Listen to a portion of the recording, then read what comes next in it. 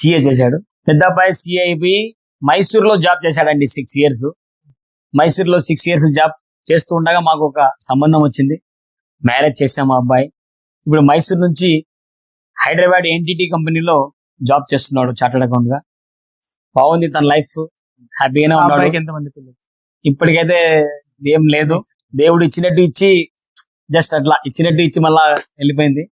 ఇక రెండో అబ్బాయి ఎయిర్పోర్ట్ లో పనిచేశాడండి.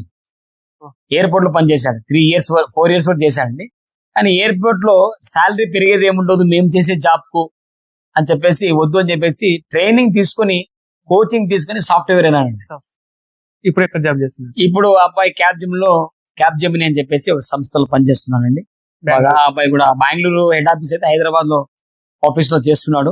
హైదరాబాద్ లోనే ఉన్నారు. హైదరాబాద్ లో ఉన్నారండి, 2 అబ్బాయిలు హైదరాబాద్ లో ఉన్నారు. తర్వాత నా చిన్న